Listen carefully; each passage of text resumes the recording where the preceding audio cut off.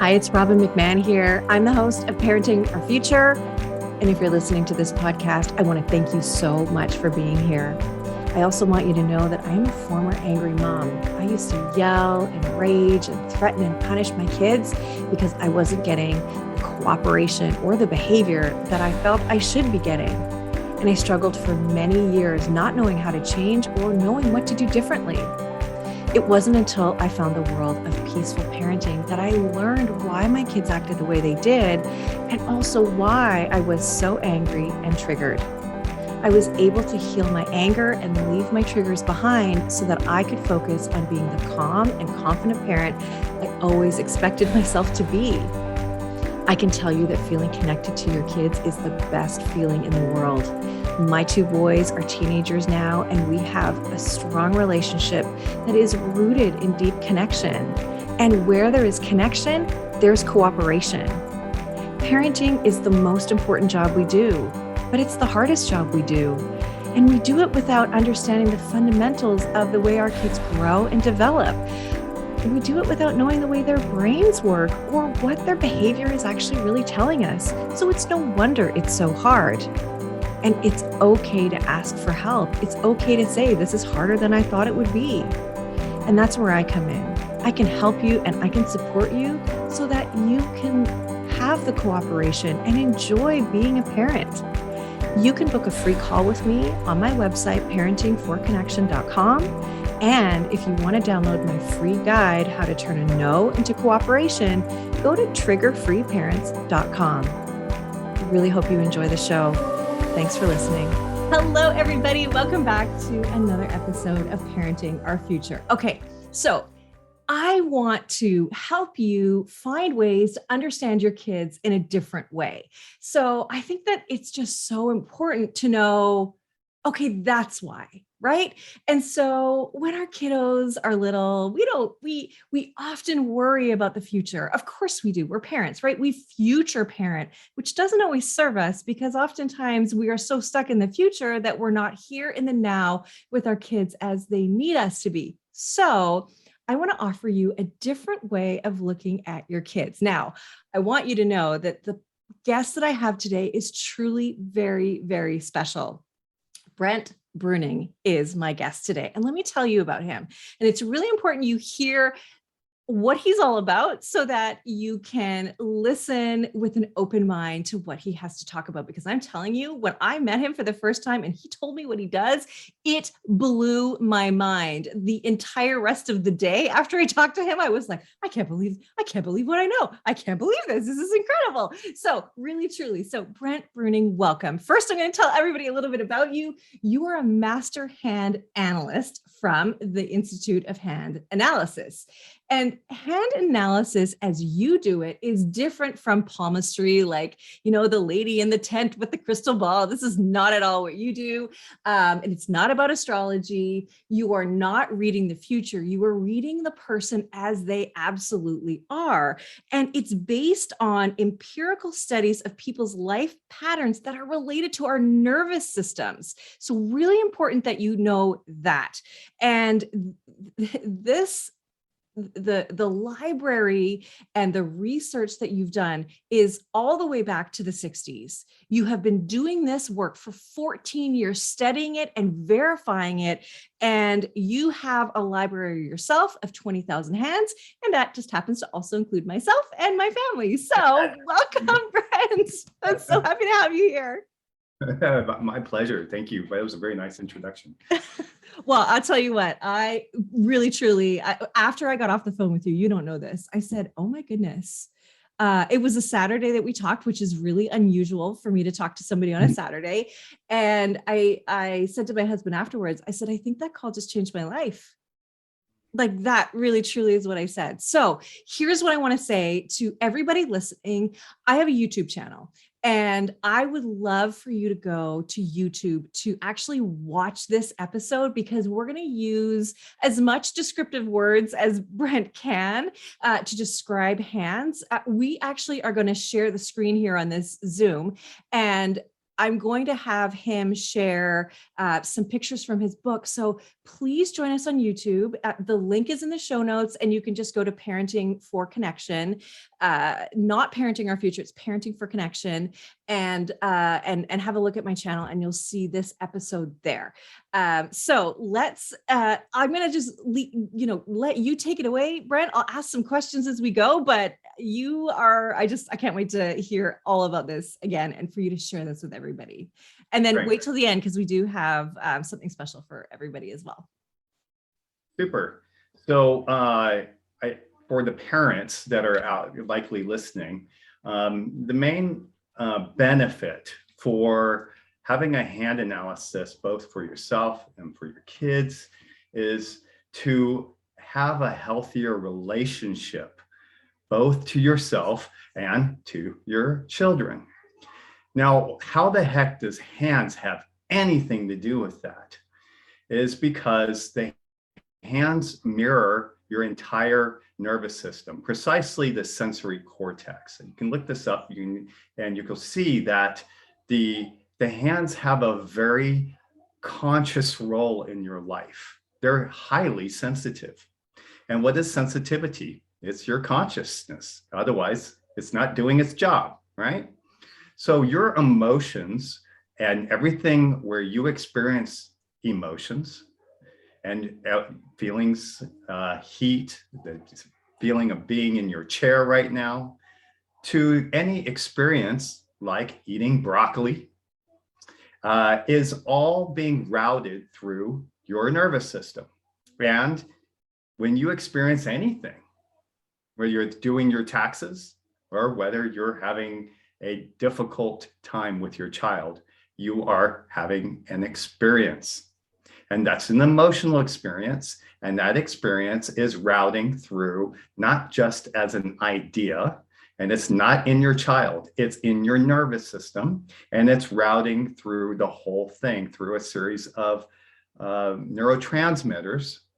If they're stress hormones and stress transmitters, we would say precisely things like cortisol and adrenaline and histamine. And if we were saying something like happier expressions, we would say things like serotonin and dopamine. But regardless, you don't need to know the neurotransmitters, but it's enough to know that you're having an experience.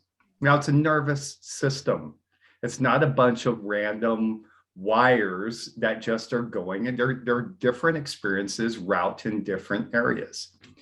And if you were to make a map of that sensory experience and where those sensory neurons are, your eyes would be like saucers, your lips would be, and your tongue would be like a basketball, but your hands would be the size of beach umbrellas. They're massive in terms of the amount of information that's being routed. So you might know this directly, try to give a speech and watch what your hands are doing. They're sweating.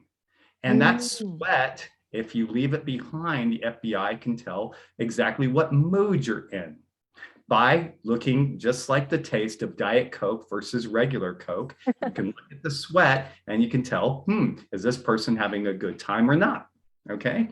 Fascinating. And different areas of the hand show different, are routed. You might have heard through the common studies that are out about the 2D, 4D, where if your ring finger happens to be larger than your index finger, then you're going to be much more successful and have more testosterone. So what is that?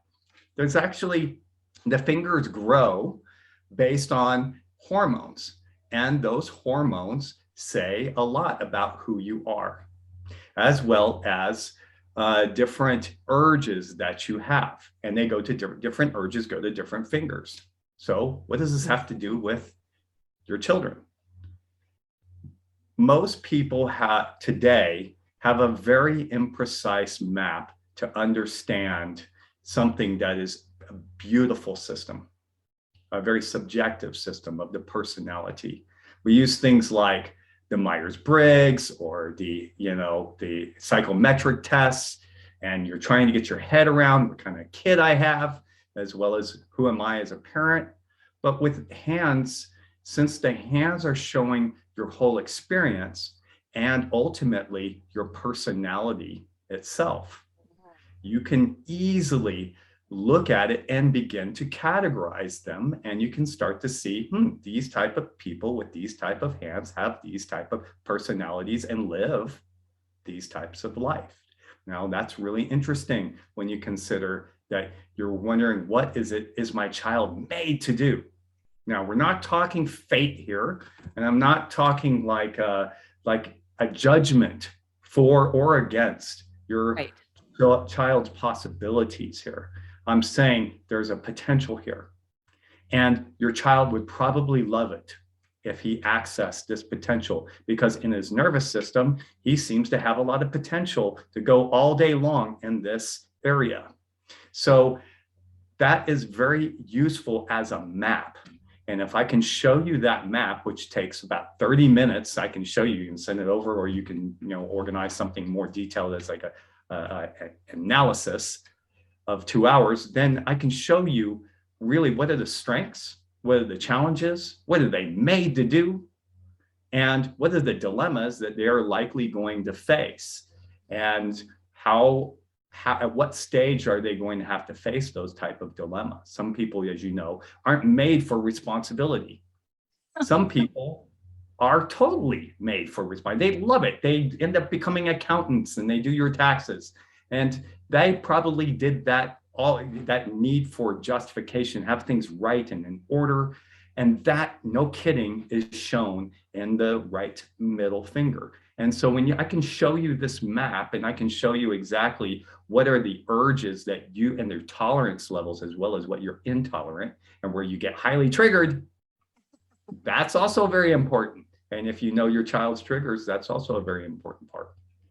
Yeah. So, okay. So let me sort of ask you and sort of recap what I heard. So what you're saying is when I look at my hand, the lines on my hand are directly related to my own nervous system. So there would be lines of past experience and then potential. Is that sort of right? Mm-hmm. Yeah, Okay. that's one way to describe it. There's different lines that you're born with that are there before you can even bend your hand at 9 weeks in utero, right? That's right. Yeah. Traditionally, the palm is called the heart line or the thenar line, and the head line and lifeline. These three main lines, if you're looking down at your hand right now, are the operating system of the three parts of your brain, and you can see how long you spend in each of those areas. Mm-hmm. So when you can look at that, those are developed before you have the muscles to bend your hands. You can bend your hands without lines there. So they're telling you what the blueprint of your nervous system is. Then later on, you get stress experiences, or you go through maybe a hard divorce, and maybe you'll get a lot of testosterone running through this every day as you're living this problem until it's, you settle out of court. So that's an experience. And if you wake up every day with an experience, just like you do anything every day, if you brush your teeth with your left hand, you did that for 28 days, it gets in your body, it becomes habitual, and you don't have to think about it anymore. So every experience you do over and over and over and over, your body says, okay, let's build a highway here. And that shows up in the hand. That's why you have all these different lines. Some people have a more stable nature, and they don't have many lines. Yeah. And that's what I've noticed. So I've taken pictures of my family and sent to my son, both of my boys, which we'll talk about in a minute, or later. But I wanted to mention too, so we're looking at the lines, we're looking at the fingerprints, and we're also looking at the shape of the hand, correct? Because the shape also dictates different things too. And so it's more than just fingerprints. It's more than just palm. It's so much. And both the right hand and the left hand both are different and signify different things. And I think what I didn't know that you taught me is that the lines can change because of these experiences, right? And I think that's what's really fascinating. And you show this. in your book and on your site, the power in your hands. So you have this beautiful book that has so many pictures, lots of descriptions. You even show that weird caricature with the big lips and the giant hands, and how we sort of take in the world, right, through giant eyes and these big hands. And it's so true, because we're not just using our hands to do things, we're using it to gesture, to emphasize. I mean, I'm a major talker with my hands. Like if I had to tie my hands behind my back, I couldn't express myself in the same way, So, and what you showed me, and maybe we can share the screen now, is how babies' hands form, and how, just like you say, this is not about folding your hand, bending your hand. You don't need these lines to bend them. And our baby's little hands, they look like little paws for a long time, right? And then they have anyway, I want you to say it, not me. I just get so excited. And here's how I'd like you to, if you're listening, how you can just kind of imagine how the hand forms. It's like if you ever like looked at a tree, when you cut down a tree and you can see that there's rings, and that each ring represents a year, right? And then you can see, in 1952 there was a fire, right? And so the hands are growing in like a tree, though we don't have rings like that, but you can see different stages of that.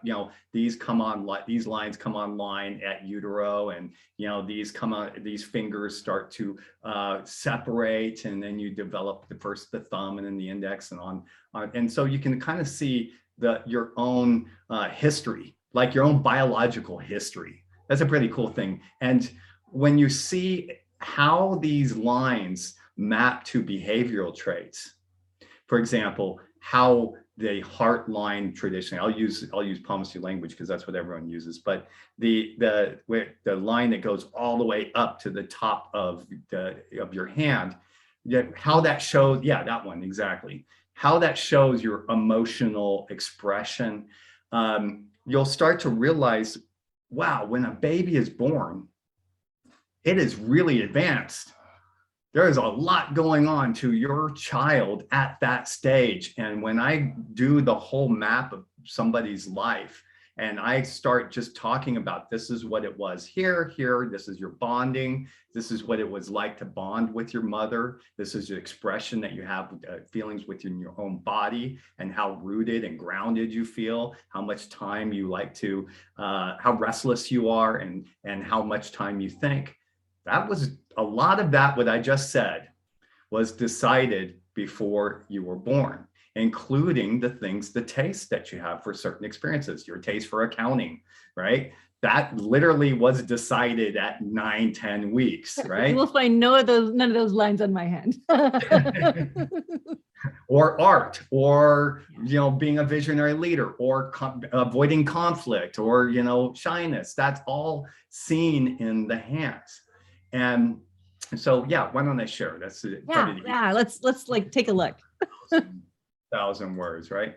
So this is the book, and the intention is to make it as visual as possible, because if you look up any traditional hand analysis book, it's pretty boring and it's pretty dry. So the attempt of this book is to accomplish how you visually can see it for yourself and make the same conclusions, right? So the first half of this book is, how does this work? And then the second half is, we're interviewing people like Eminem, or we've got the hands of Ben Stiller, or a clown, or the theological advisor to the Pope, or a general, an astronaut. And what we're doing is we're asking them, from this map, what do you think is your biggest purpose in life? What is it that gives you the gas, right? And when you can see that and go, all right, whatever you're doing is what you would say is your life purpose to do, and the talents that you've been recognized for. And then I would give the handprint to somebody who understands the system that I've been trained in, and said, okay, here's a handprint. And that's all they have. All they have is a handprint, a black and white handprint. And they have to answer what are talents, their challenges, their dilemmas, and life purpose. And they're combining fingerprints as well as the lines in your hand. And they combine that and they nail it. They can guess not only that there's a film director, but the kind of films that he's making, or a clown, or in this case, that in the example I'm showing, they were able to guess that this guy is a healer by his long fingers, and he's got a philosopher type hand, and he's got in his fingerprints a circle on his left pinky, which means he's got a great capacity to connect inwardly. And that's traditionally involved with healers. So who's a philosopher, who's kind of a healer, but he also has a big urge to go on stage and so forth. So that's the guy running the Vatican at the moment. Wow. And so what I just told you was a map that was already known to the fetus at about 14 weeks after the parents had a really good night, right? So if you look here, this is what the hand looks like as 7 weeks. It looks like a frog fin, right? That's all you got. 7 weeks in utero. All you have, if you remember what a fetus looks like, it's got like this kind of bending, it's got a spinal column, and it's got a big eye, and all you have is the reptilian brain. You've got a fin, right? You're just swimming around. Now at that point, you don't have any conscious movement. It's the house is being built at this point. And then, so what you can say is the instinctive parts, right? The part of that is 400 million years old. All that, what is 400 million years old? The parts of your nervous system that are 400 million years old are your sensory instincts, right? And your appetites and your feeling of weight. And those are, that's all in the palm. So when I'm reading your palm, I'm reading and analyzing how instinctive you are. Wow. As well as your child, right? And how on earth are they? How much do they love to physically grab things, right? And then so that's the reptilian brain. And then you have this leap in evolution, right? So you have 100 million years later, you have the limbic brain, the emotional center. It's the mammalian brain. That's where you have your bonding, your fight and flight. And that is released. And if you look at the fingers at that point, the palm separates and you have these fingertips. It looks like a bear claw. Now, why is that so interesting? If you can visualize, it's just like a big water balloon. That's all you've got as a fetus. But there are certain areas where are expanding outward, like a big balloon of happiness. Right. And where if that's a big balloon in the end of it looks like a gecko's fingertips, if you can imagine. They're called volar pads. And if you slice those open, what is that? That's stem cells.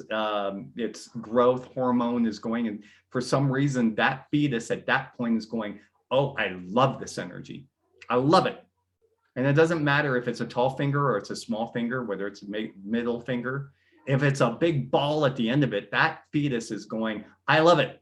I love it so much. And it's an epigenetic pattern. It's my parents and my grandparents probably loved this area too. And if it's on your right ring finger, that ball is maybe saying all the energy, which we say in language is creativity, being seen, visibility, all that ball of goodness there on the ring finger stays. It's not just an event. It stays for the next 4 months. And eventually the skin goes over it like a topographical map. And you can see that ball, and it's all those skin ridges, which you leave when you go to leave the country and you make your fingerprints. What you're leaving behind is everything that you're satisfied and what you're not satisfied. That ball becomes a fingerprint. If it's a big ball, then you get a circle there. If it's not so satisfying, maybe you don't get anything there. And so that's an expression. And then finally, you get, as the third brain, the cortex, the neocortex comes, then you get the more cerebral decision-making involved. And then you get the rest of these lines that start to form. Principally, when the first brain is finished, you get the lifeline. That's the first one that forms. That's the one that goes vertically around your thumb. And that's how you feel in your body. And the second one is how emotionally expressive you are. No surprises when the emotional center finishes, the limbic brain, and finally, when the frontal cortex is developed, you get the headline. So fascinating. I love it.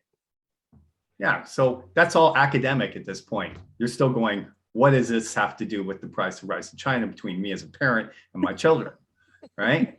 Right. So what's important first is to get that this is not just happenstance, okay? This is a design of your whole architecture of your personality. And when you understand this, you're going to understand your child. You'll understand their capacity of what they're wanting, an area that they want to go in, what you need to accept that is non-negotiable, right? So let's take, for example, someone who's born with Down syndrome. They have a conjoined headline and lifeline. It becomes just one single line, right? So when you have that, half of the people with Down syndrome have this conjoined, it's called a simian crease. Now, that doesn't mean if you have it, you're going to have Down syndrome, but it just means that if you have Down syndrome, half of them will have this crease. Now, when you can see that the way that they behave, the people with Down syndrome, in the way that they behave emotionally, they just go down in almost a fanatical, ruthless drive. They just have kind of blinders and they get into a problem and they just don't know how to release that and you just solve it, right? Well, when you look at that with all the other successful people, and if you have 20,000 hands and you organize them like I do on a Friday night and just find all the people with those lines and you go, what do they all have in common? You know, Tony Robbins, Michael Moore. So there's just a radical nature. There's a much more. Yeah, sure. Sorry to interrupt you, but so what happens if you have that simian line, the connected head and heart line on one hand and not on the other? Like, because that's very possible to have one hand that's like that and one hand that isn't. Yeah, so sometimes they are and sometimes they're not. That's the easiest way to say it. But that does mean something then, right? Because okay. Well, we're going to get to that, I think. So the right hand is the left brain, if you remember your science, right? Right. And the left brain is right. So the right hand is everything to express yourself externally, right?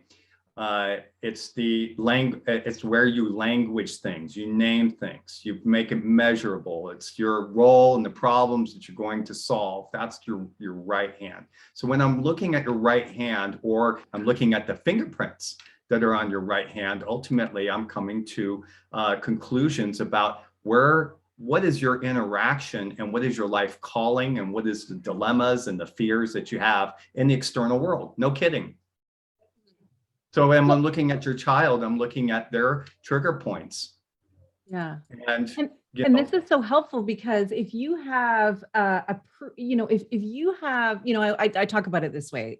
If you're trying to run your own agenda with your child, right? Your own agenda being like, you've got to be the best in sports, or you've got to be academically strong. You've got to, definitely go to the best university. But actually what you have is an earthy person, or you have someone with water sign that is very delicate and, maybe more artistic or whatever. I mean, I don't know all of the ways it works, but really what you're doing is forcing them to deny who they truly are. And this is about, okay, let's just see what we've got. What kind of a kid do we have? And then like you've said, is to point them in the direction of what we know will work for them.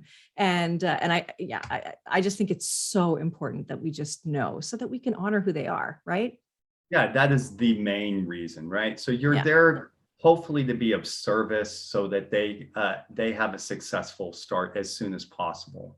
And if they understand that they have a gift and a potential, for the other day I was reading for an Irish family. It was adorable. And they were, as I was reading the hand, I was like, wow, when I'm looking at this, it comes to mind, you seem to have this talent for structure as a child. I think it was about 13 years old. And I'm saying, you have a great talent for structure and design. And you like to kind of make it kind of like, if it was, I tried to put it in a child context where they're, you have your Lincoln logs, but you like, breaking them all up, right? And then you do it again. And that's an urge, right? And they love that construction, to kind of build it all up, and then they tear it all down, right? And you love that kind of renovation. It's kind of a visceral urge, right? Now that's visible. It's visible from the shape of the hand. The creative side is from the circle that I was reading in the right ring finger, and on and on. I was able to kind of quadrangulate what this person does. And when I looked at that, I was saying, and he was like, yeah, I love doing this, but my father doesn't understand. He does this software where you build and construct. I forget the name of it. It's like this, it's a big world, a virtual world where you can go You're talking about Minecraft. That's it. Yeah. So he loves Minecraft and he's building all these buildings. I bet. And the family knows him all the time as this guy who's coming up with all these ideas of how these houses around them should be built. Guess what he needs to be doing, right? If he can do that all day long, he's made to be an architect. And you probably have heard that some very fanatically successful people that they knew what they wanted at age 13, for example, right? They knew that who they were meant to be at that point. So if that's the case and you can see it in the hand, wouldn't something that'd be valuable to know? Yeah, I think so. Absolutely. And so you've talked about things like the circle and different things like that. Can we sort of talk about, just for people to maybe sort of like evaluate their own hands? Could we sort of have a look at the different shapes and what they mean? Like there's the tent, there's the arch, there's the swirl. And something that you also taught me, you have a page where you talk about hand shapes. And I said to you, without knowing this, not even knowing it was on the page or that you were coming to it, I said, what does it mean when you have a hand with lots and lots and lots and lots of lines? Because my oldest has tons of lines. And what does that mean? Well, if you have a lot of lines, then you're creative and you're dynamic and you're intense, right? And if you don't have lines, then you're more supportive and you're more observant and you're more stable. Right. And you said they're called fire hands. And I was just like, well, that explains so much, because everybody, I talk about my oldest son a lot and what goes on with him and the challenges that he's had. And like, if he didn't have fire hands, it just makes perfect sense because he's a little bit all over the place. Right. And he may be creative, maybe all those things, but he's got some stuff that's getting in the way right now. But yeah, there's the image just above Snoop Dogg of those fire lines, right? And I just think that's fascinating. So like, that's a simple thing, I think, that you can look at and say, okay, so this kid can't sit still. It's not my kid's being bad. That's just the way he is. That's the way his nervous system is set up. He needs it. I don't need to medicate him. There's nothing wrong. He's just got more energy, right? And to a father who has earth hands, which let me just back up so you can get your head around my language there. Sure. So I'm using not astrology here. I'm borrowing the language from the Greeks. This is 2,500 years, and they saw reality as being divided into earth, air, fire, and water. It's just a useful way for you to feel what I'm talking about. It versus, extroverted, introverted, and all that. It's kind of hard to get your head around. But if you can totally get your head, if somebody says there's a fiery person, you got it, right? Or they're a down-to-earth person, you got it. You're kind of an airy person. They're intellectual. That you can kind of get your head around. So, and water being, of course, sensitive. So when you look at your hands or your child's hands, one of the first things you recognize is that you might have those three main lines that I was talking about. I'm sharing this right now, and they look like they're chiseled. Like, this is a guy who goes and milks cows, right? That's his job. He's been doing this for 30 years, and he's about as dry and black and white and solid and reliable. That's his nervous system, and he's just like, if he was a dog, he'd be a Saint Bernard. He's just like absolutely grounded. Now you go and take someone like Kendall Jenner, who is much more emotional and sensitive, who likes to be on Instagram, very sensitive to the emotions of other people and what their opinions are and all that. They have a much more gentler, softer hand.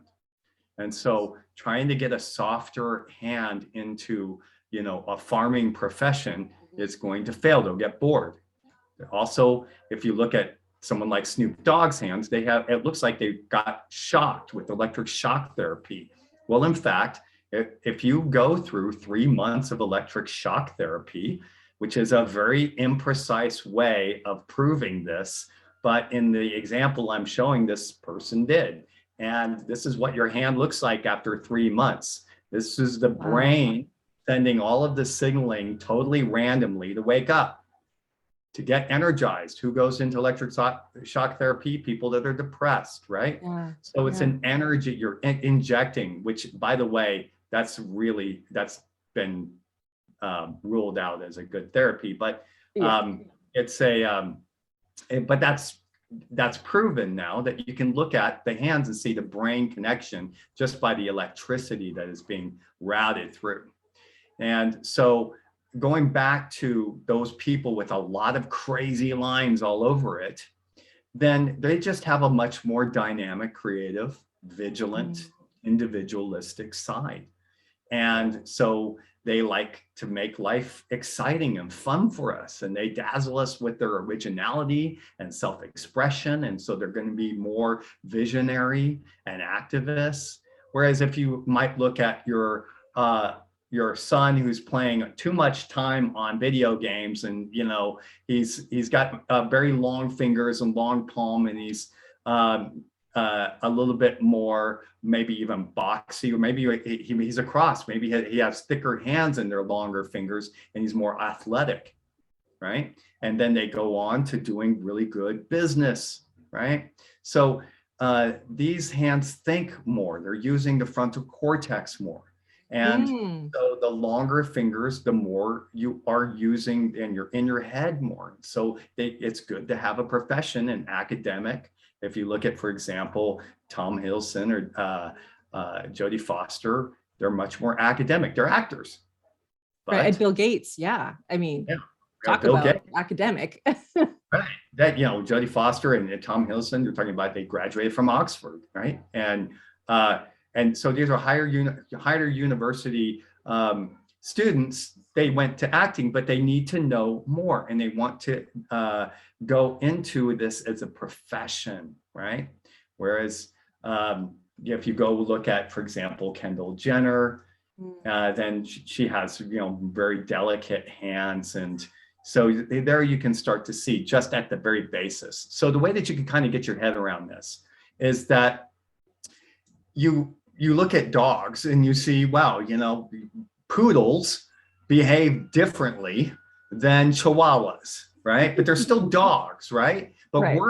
we are advanced. We do not organize ourselves as breeds of human beings. No, that's not politically correct. However, it's the most useful tool there is in order to understand your talents and the challenges. So what you're seeing is that by grouping people by physical traits, you start to see behavior traits come in, and you go down the rabbit hole when you start to combine them. What happens if, for example, you have somebody with fire hands, creative, and they're already dynamic, but then they end up getting a ball on their right ring finger as a fetus that grows into a circle on their right ring finger. And then you start to realize, wow, at that point, they're meant to be artists. And no amount of football or physics or anything is going to get them out of that story. So this, you can literally organize people and go, all right, And this is what Richard Unger had done from the 1960s. He had 10,000 hands in his study, and he was taking all those people and say, okay, he was very frustrated because he had applied everything that had been written at this point around hands and how it relates, and it was failing. Most palmistry texts fail because they're taken out of either context or they're just not applicable. But what's missing is a very vital link of fingerprints. And so fingerprints, when you organize them, in his case, he was seeing people with money problems, for example, but they had the exact same hands and lines. He was like, this one has money problems, this one doesn't. Why not? This one has a lifetime of it. Or this one wants to be an artist and this one doesn't. Same hands, same lines, same personalities. And so what he was seeing then, he organizes his hands and he finds all the people with a circle on their right ring finger, and he goes, aha, there it is. They all in the sessions said they wanted to be artists. And then you take all the people that are wrestling with money issues, and you have they don't have circles on the right middle. They have an arch pattern there. There's nothing there. Then they wrestle with money. They wrestle with, they don't like it. Just like they don't like Brussels sprouts. That part of the nervous system doesn't want to go there. And you keep trying to do it. Doesn't mean you can't evolve, by the way. That's just you're going in position into this life. So that's why. Right. I think that's important to hear. It doesn't mean you can't evolve. Yeah. Exactly. So this map that you're seeing here is the complete map of how different professions go. This is let's say a going into position map, right? You can have many different circles, right? You can have circles on your right index finger. Now, since the time of the Greeks, they've known that the hand shows a map, right? They had a very poetic language for it. They said that the index finger was a metaphor for the directing, and they were trying to imagine a god on Olympus that might direct. And so what would that be? That would be Zeus, right? That would be the Jupiter finger. So they saw the hand as a metaphor for who you are. And they said that the different parts of the hand represent different sides of your personality.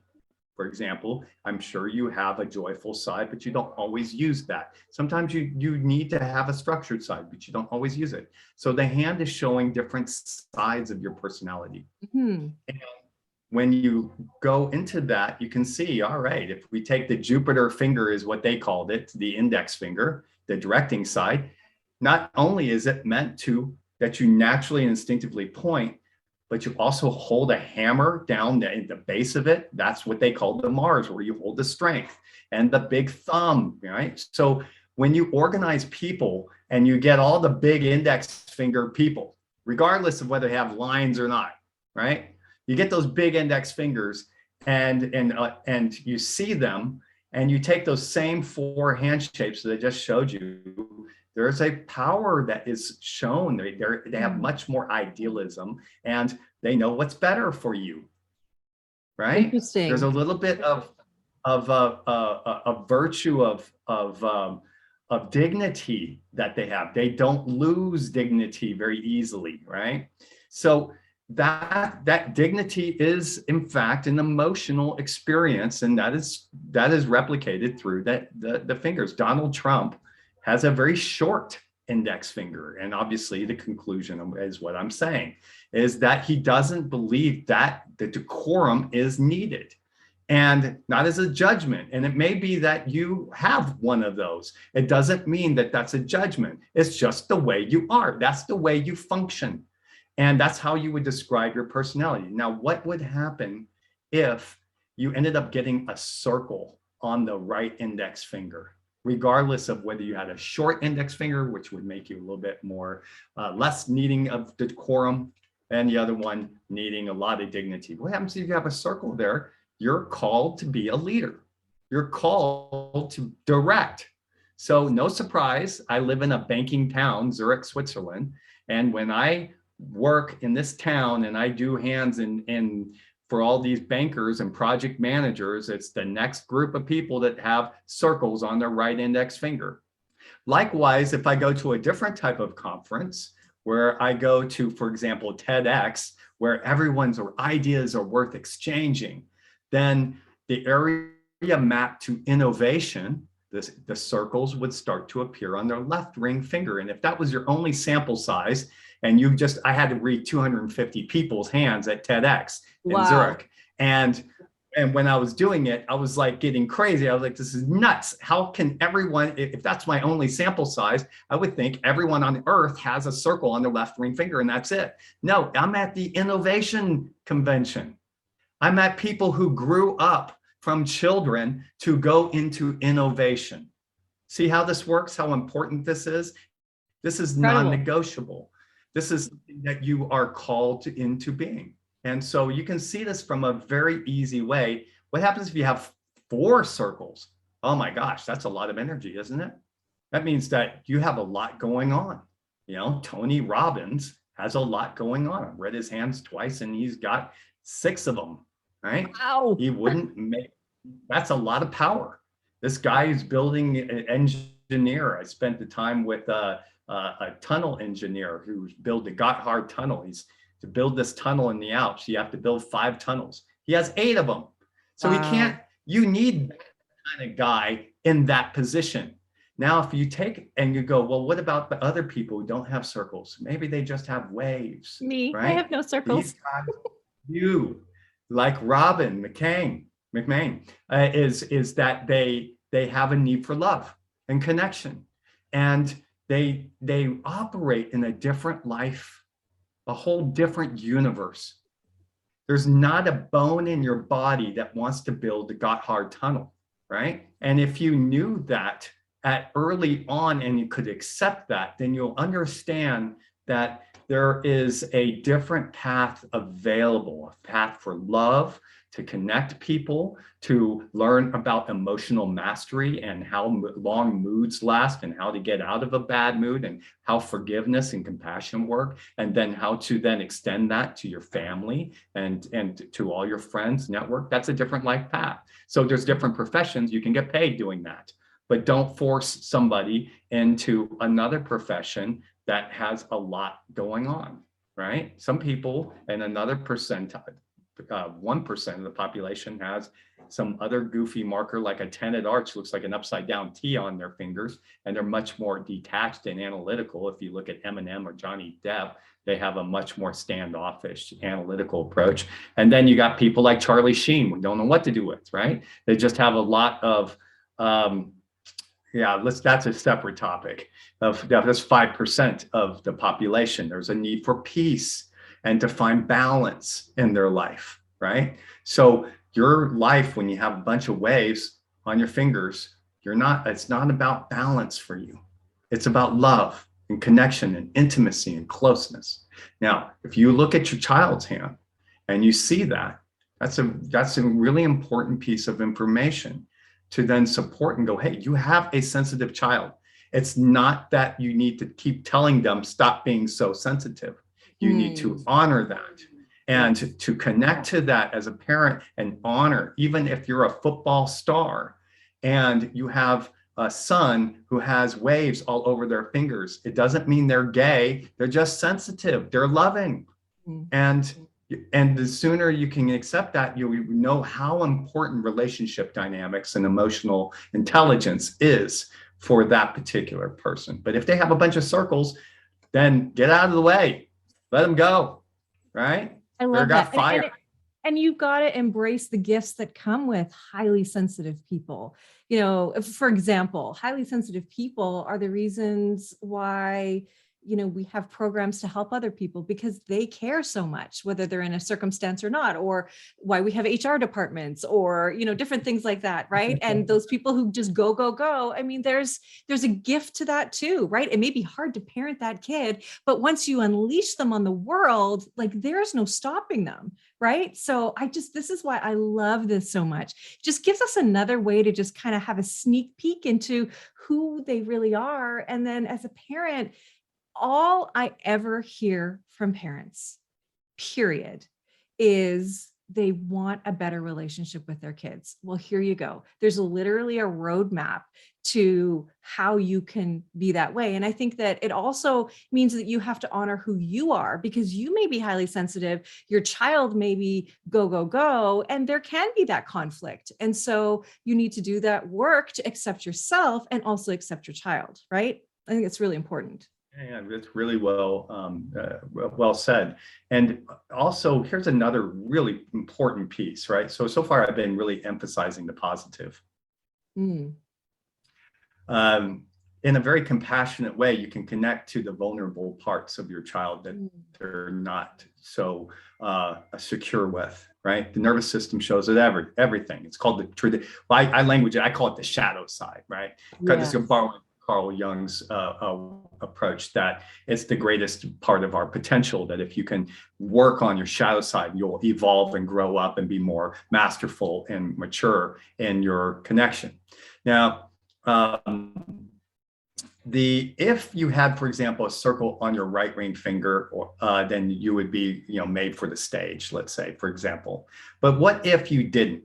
What if that was compared to all the fingerprints that you had instead an arch there where everything else was a wave? That means that there was a compression in that area, in that right ring. That means that that person is going to struggle with attention. They're going to be more self-conscious. They're going to be shy. And that's going to be the story of their life, right? Now, that, in my opinion, in addition to the talents, if you understand the trigger for your child and what makes them so upset, and you can go in and help them evolve that area, that's what's available. I'm not just giving you the map. I'm showing you how to evolve that by the research that we've been doing for the Institute has collectively done 500,000 people's hands. If you add up what I've done and Richard Unger and the guy that was the focus of this book who I was testing, we're looking at about 200,000 hands, right? It's like a crazy number of hands. And we're seeing the same pattern over and over. I mean, Richard Unger, who developed this system, had listened to people's life story for 2 hours or 3 hours at a time, 70,000 times. So you can imagine, if you understand this map, and then here comes another client, and you're looking at that map and you're listening to the same story for 2 hours. That's what it's like. And what they gained out of that was a wisdom of how people, after 10 years, they come in and they go, hey, I wrestled with this problem about attention and I've broken through. Now I'm doing TEDx talks. I'm doing great, right? Then they'll go, what? How did you do that? Obviously, right? And then another person that comes in 10 years later and there's been no change. They're still in the same difficulty, whether it's financial difficulty or they want to be an artist, but they can't express themselves and they can't get paid for it, whatever that problem is. The difference is the fingerprint, that they went into the pain of that feeling in a very vulnerable and compassionate way, and they stayed there. They ate their Brussels sprouts. Even if they didn't like it, they ate it, and they held on to it, and they became masterfully compassionate about that area, and they grew up.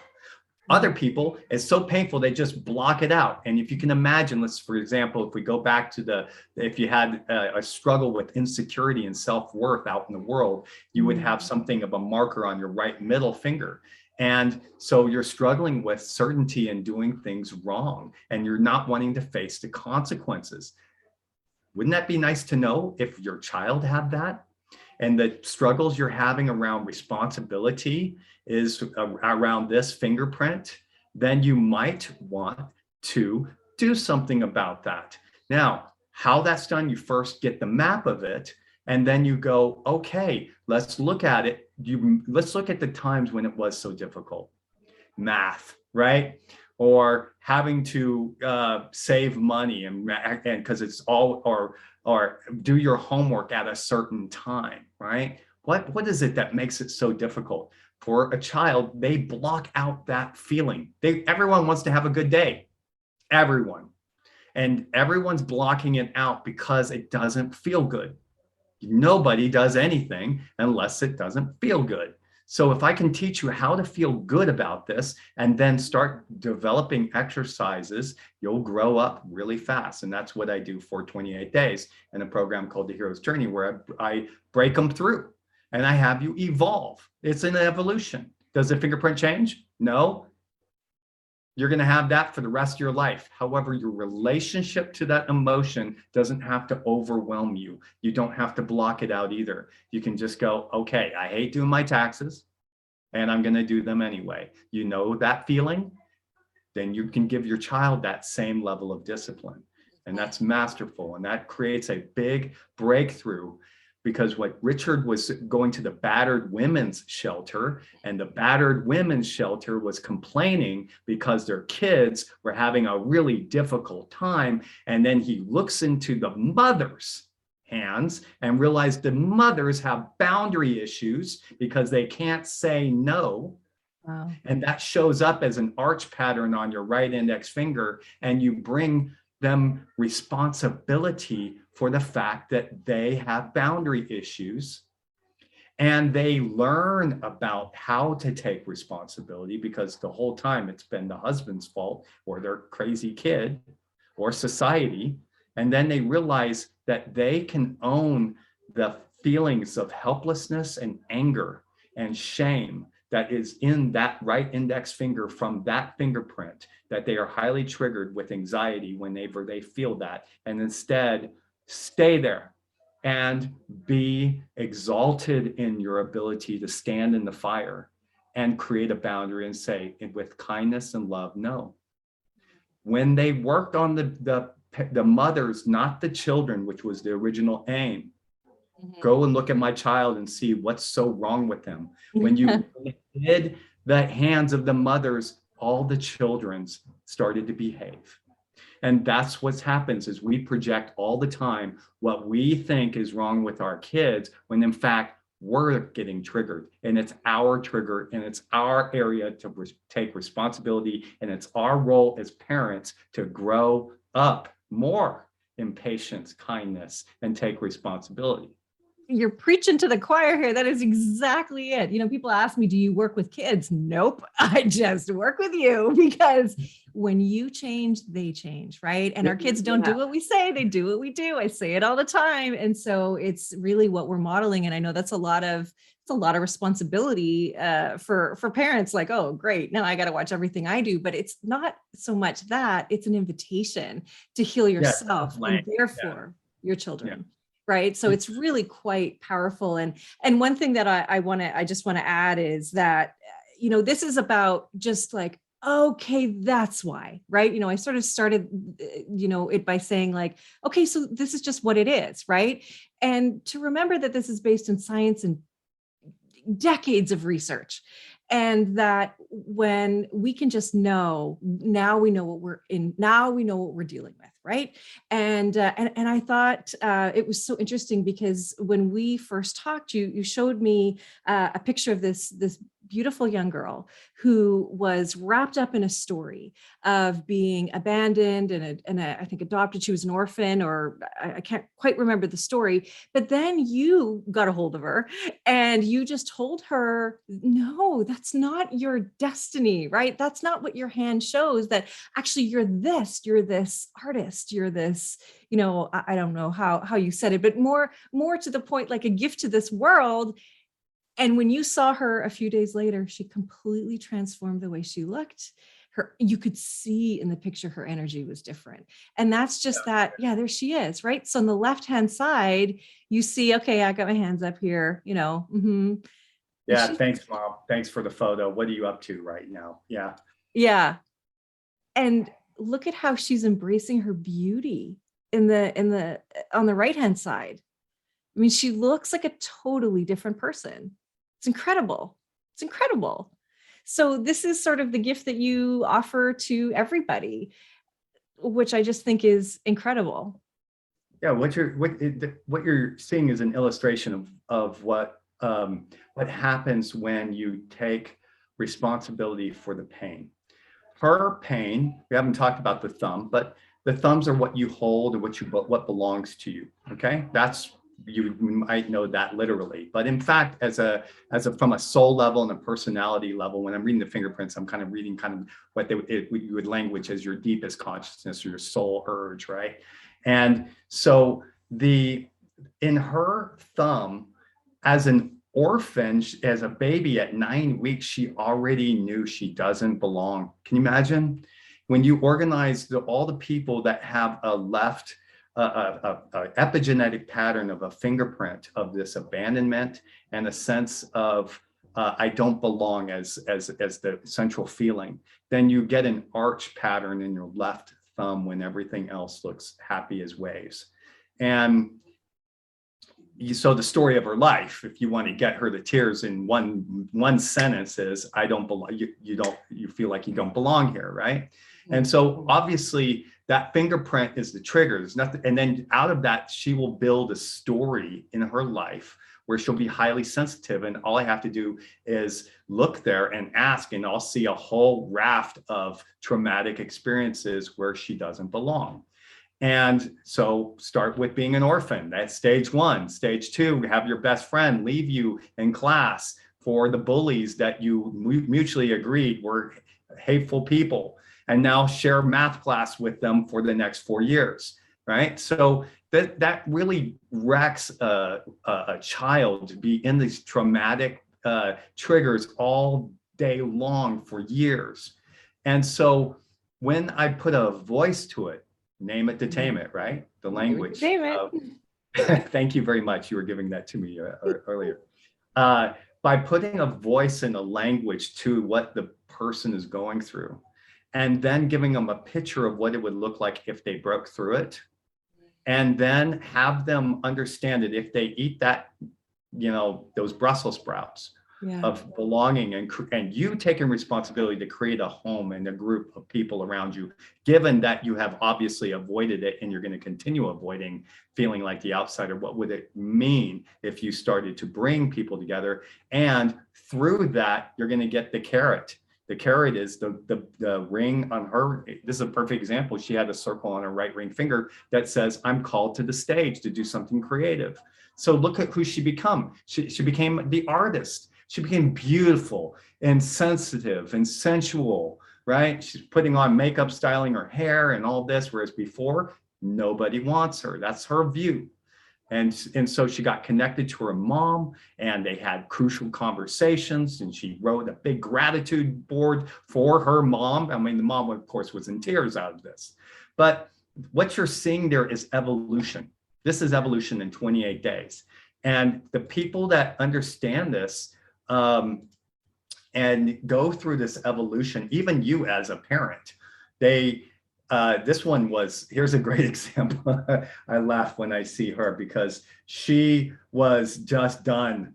She'd had it with her first kid and she was about to have a second, and she's just going, I'm panicking here, right? So she gets a hand reading and I was like, wow, you are meant to do like the way I see is you're really good at creating like a blog or a lot of wisdom to tell stories. Have you done that? She goes, oh my gosh, I've had the blog for like 15 years, and now but I'm a parent and I'm married to the Swiss guy, and God bless his heart, he's just a pilot, and I'm just kind of locked in and I'm lonely. And I go, you know what makes you happy is the blog. And no amount of trying to pretend you're going to be happy in this relationship without it is going to work, in my view. Right. You can try to appreciate them more, but you don't have to blog, because that part of your nervous system is aching and screaming at you daily that you are shut down. And when you are shut down or oppressed, then what you're saying is that today I will have only 60% of the energy that I normally would have. And if I operate on 60 or 30, or in this case, she was at about 30% of her potential. Just look back at the times when you had 100% potential. What was going on? That's your nervous system alive. All parts are on. So if I can turn on and show you, this is how you get turned on, this is how your child gets turned on, and go live that life. Just try it. You don't need medication or antidepressants. You don't even need a different exercise regime. You just need to live your life in the way that you were designed for. Amazing.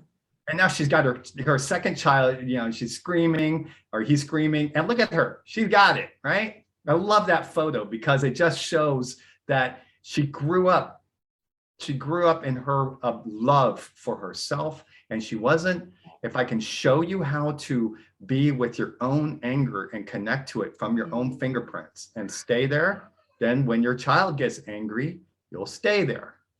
And so it's just logic, but it's a language that you have to take you step by step through that. Okay, so I just want to wrap up here and just thank you. Like this has been so educational. I hope you found it educational as well. And that really this aligns so nicely with what I talk about in parenting and really honoring your child, honoring yourself, and knowing yourself a little bit better too. And so what we're going to do on the next episode is Brent is going to join us again, and we're going to talk for next week about me, about my family, my hands. And I can tell you, he's already looked at my kids and my husband and I and told me a little bit, like just enough to make me like so curious and can't wait to hear more. But he said things that are already really true, and he doesn't know me. So just to be clear, we don't know each other. And to the extent where he, knows much about me, and he nailed it right away. He said that, based on my hand, my fingerprints, love and compassion and wanting to spread love. And like, I just love that. That made me so happy to hear. Yeah. So, I just love that. Anyway, so really what you're doing really validates what I have said. And I just love that, there's more than one way to sort of validate this stuff, right? But that it absolutely is true. Connecting, understanding is so important for every single person, especially in the relationship between parent and child. And boy, when you honor that, it is such an easier path.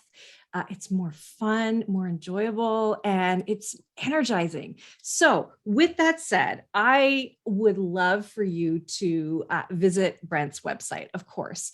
It's www.thepower.inyourhands.com. And he has a few different things. So if you want to just have a 30-minute call with him, it's $47 US. So I just want to say that. And, look, if you're as interested in this as me, you might just want to do this. You might want to do this for your family or you and your spouse, just you and one other person. And so if you use the coupon code parenting, you will get $50 off either a family reading or like a full analysis, or the two. I'll maybe get you to clarify exactly what that is. But before you do, I want to say too that for everybody, of course, in the Parent Toolbox, we do have a free item. So he's taking a couple of pages out of his book and letting you really see what fingers determine what to look for in terms of the swirls and the arches and the tenting and the waves and all that kind of stuff. And so that will be in the Parent Toolbox. So please use that as a visual so you can kind of get to understand yourself and your kids a little bit better. And then in terms of those packages, you will get $50 off if you use a coupon code parenting on the following packages. Can you just list those? Yeah, so there is the 2-hour hand analysis that includes a diagram, right? So I'll show the diagram so you can kind of get your head around what that is. So we put your fingerprints up and we see all the different talents, as well as what you feel is your sole purpose. Who are you? What are your gifts? And what are the talents that make you, you? And then what you're here to learn, right? So this is already into evolutionary psychology, right? What is the things that you obviously are the boot to the head experiences that you need to come to some peace with to develop yourself. And so that's what is provided. And in my site, we have a family package that's really fun where you can get the whole family involved. So you can if you're just interested and you're just kind of curious, but you're a little tentative, just try out the 30 minutes. It's $47. If you do a 2-hour reading, that's when we give you the diagram. And then we walk through it. It's normally $250, but if we use parenting, it's only $200. There's an analysis for 2. You probably want to rope your partner in figure out what your husband is like. And so there's a couple section there where that's for $349, so that we do both. We still do the diagram, but then it becomes this kind of really beautiful anniversary type event, so they can honor them. I've done it for weddings as well. And then there's for the family, and that's when we get the whole kit and caboodle, get everybody in, and then it's just adorable. You can look at the testimonials of the family, and it's really fun to see them. Thank you so much. This is great. And like, who doesn't like talking about themselves, learning more about themselves, right? From a really neutral source. So I just, I am always hesitant to bring people on to sell stuff, because I want stories, I want experiences, I want people to talk about transformations, and what we can do to help our kids. And so, so I want you to know, first and foremost, I don't usually do that, but I really want you to know Brent. Like, he is really, I'm not joking when I say it was a life-changing conversation, our first one. And I'm just so excited to learn more about this and my family and my kids. And he's already validated some of the things that I know to be true about my kids. He's never laid eyes on them. He has never met them. He's never, none of that.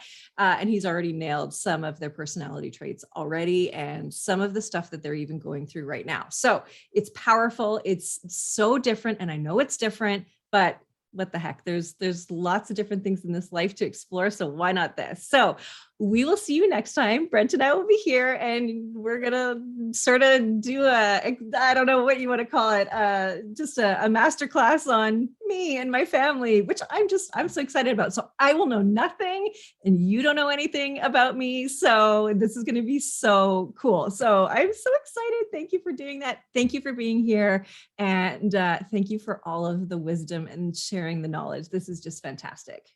Great questions. And, I also thank you for, you're coming from such a profound experience and all the wisdom. In the earlier session, you were tipping me to Dr. Dan Siegel, who I've been listening to. I've been drinking up his YouTube videos too, because it's talking about the hand-brain connection. And I'm like, yes, he's got it. This guy absolutely has it. So if you haven't heard of Dan Siegel either, make sure you go and check that out. There's some good neurobiology there. He's a genius, and I talk about him all the time. I mean, name it to tame it. It's Dr. Dan Siegel, right? So we just love it. It's so cool. It's so good. It's so aligned. It's so validating. Thank you for listening to this edition of my podcast, Parenting Our Future. I'm parent coach Robbin McManne, and if you're enjoying this podcast, please share it with someone who you think might also need to hear this message. And don't forget to subscribe, and if you like my work, I'd be grateful if you gave me a 5-star rating. For those of you who like my content and want more, visit me at yellingcurebook.com to get your copy of my book and to find other resources to help you.